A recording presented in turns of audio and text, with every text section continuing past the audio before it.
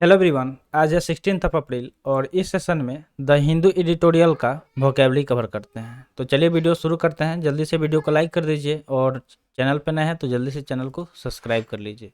तो चलिए देखते हैं आज का इम्पोर्टेंट वर्ड। तो जल्दी से नोटबुक और पेन लेके बैठ जाइए क्योंकि जो भी वर्ड यहाँ पे कवर कराया जाएगा उसे नोट भी करते रहना है। तो फर्स्ट वर्ड है अप्रूवल।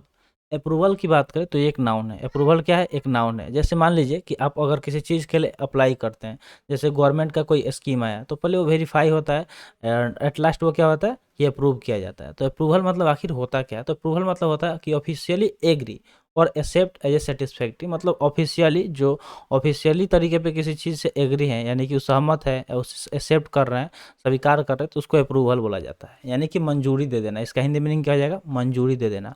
अगर हम सिनोनिम्स की बात करें तो एक्रेडिट, सर्टिफाई, इंडोर्स, सैंक्शन, ये सारे इसके सिनोनिम्स हो जाएंगे। यानी कि ये सब ऐसे वर्ड हैं जिसका सेम मीनिंग होता है, यानी कि मंजूरी दे देना, किसी चीज़ को स्वीकार कर लेना।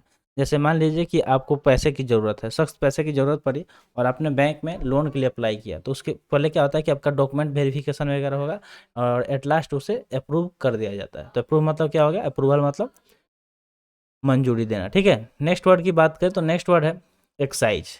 देखिए एक्सरसाइज नहीं है, ठीक है, एक्साइज है। जैसे अगर आप सीजीएल का प्रिपरेशन कर रहे होंगे तो एक्साइज आप सुने होंगे, ठीक है, एक्साइज इंस्पेक्टर। ठीक है, तो जब सीजीएल आप क्रैक करते हैं तो वहाँ पे आपको एक पोस्ट दिया जाता है, एक्साइज इंस्पेक्टर का भी पोस्ट होता है। तो आखिर ये एक्साइज का मतलब क्या होता है? ठीक है, ये एक नाउन है। इसका मीनिंग होता है a tax levied on certain goods and commodities produced और sold within a country and on licence granted for certain activities.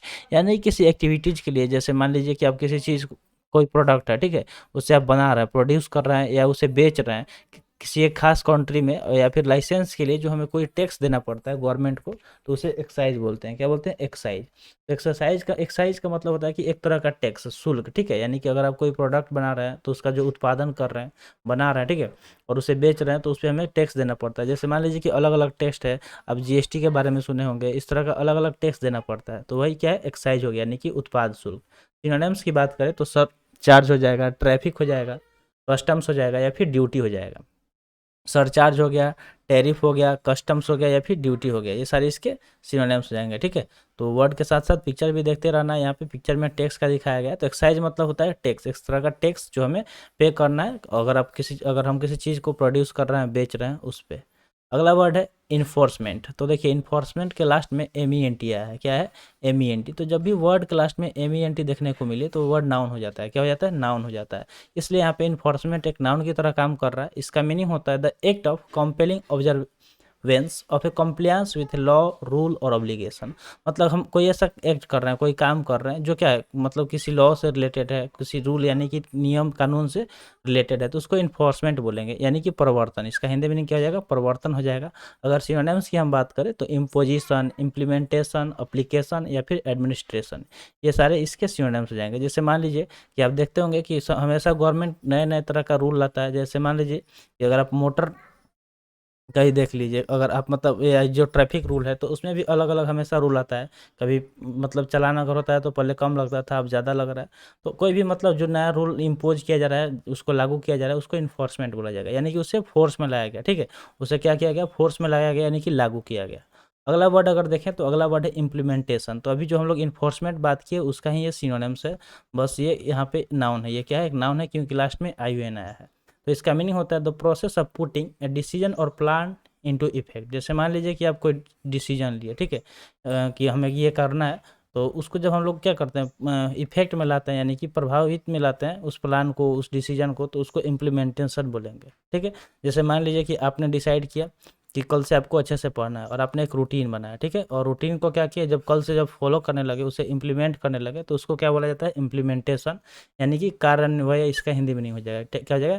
कार्य होने है। अगर इसके सिनोनिम्स की बात करें तो एक्सक्यूजन, एप्लीकेशन, परफॉर्मेंस या फिर इनेक्टमेंट हो जाएगा। ठीक है, एक्सक्यूजन हो गया, एप्लीकेशन हो गया, इन्फोर्समेंट, परफॉर्मेंस या फिर इनेक्टमेंट।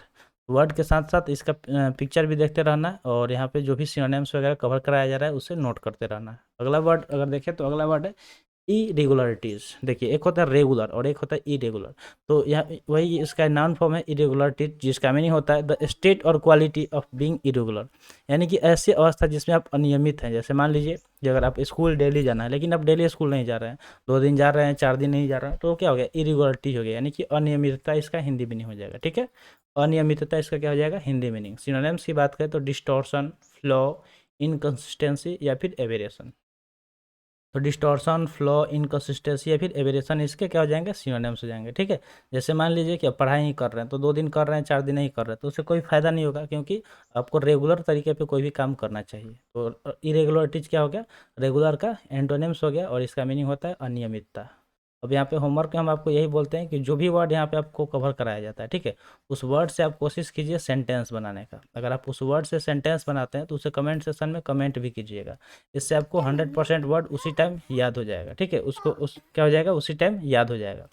नेक्स्ट वर्ड है सोरेनिटी। सोरेनिटी की बात करें तो ये एक नाउन है। तो जब भी वर्ड क्लास में आपको टी वाई या फिर आई टी वाई देखने को मिले तो वो वर्ड नाउन की तरह काम करता है। ठीक है, वो वर्ड नाउन की तरह काम करता है। तो सोवेरेनिटी यहाँ पे एक नाउन हो गया।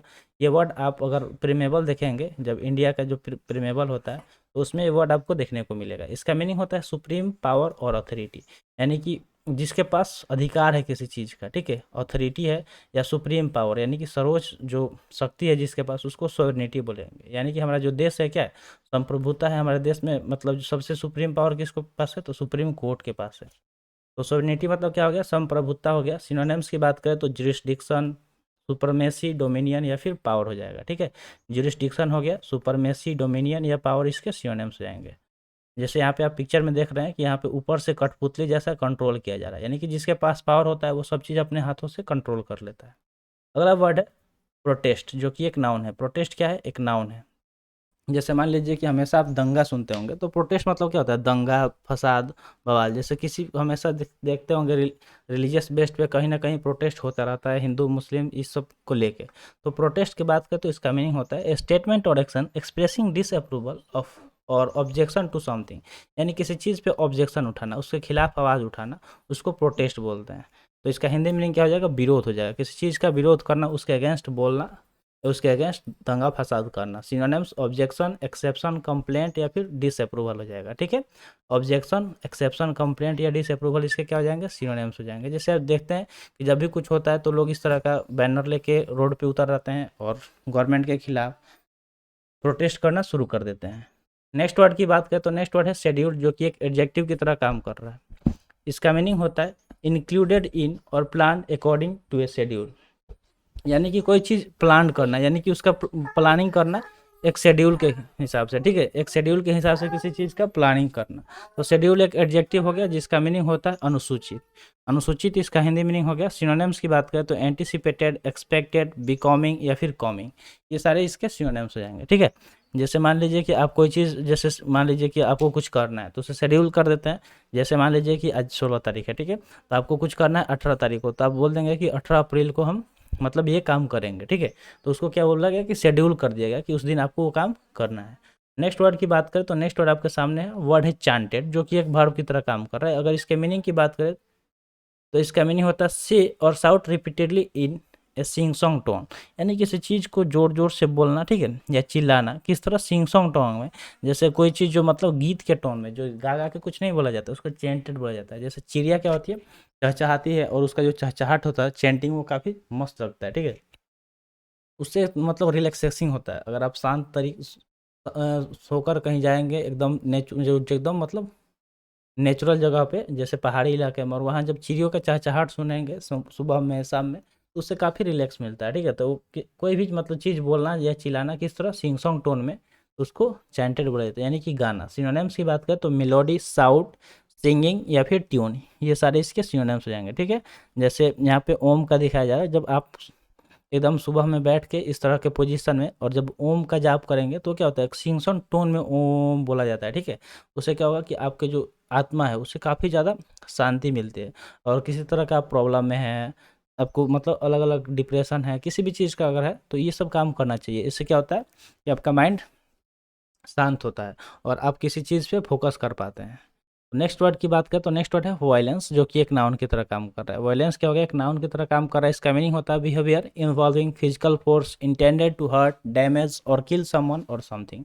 मतलब ऐसा बिहेवियर, ऐसा व्यवहार जिसमें आप फिजिकली किसी को क्या कर रहे हैं, हर्ट कर रहे हैं, डैमेज कर रहे हैं, उसको नुकसान पहुंचा रहे हैं, उसको जान से मार रहे हैं या धमकी दे रहे हैं, उसको वायलेंस बोला जाता है। यानी कि हिंसा इसका हिंदी मीनिंग हो जाएगा, क्या हो जाएगा, हिंसा।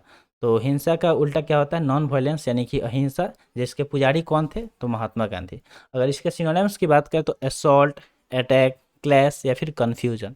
असॉल्ट मतलब क्या होता है, हमला करना, अटैक मतलब ही हमला करना, क्लैश मतलब लड़ाई होता है, और कन्फ्यूजन यानी किसी चीज़ को कन्फ्यूजन में मतलब कन्फ्यूज होकर हिंसा कर देना, तो उसको क्या बोलेंगे, वायलेंस बोलेंगे। तो आई होप आपको वर्ड समझ में आ गया होगा। तो आज के लिए इतना ही, आज का सेशन यहीं पे समाप्त हुआ।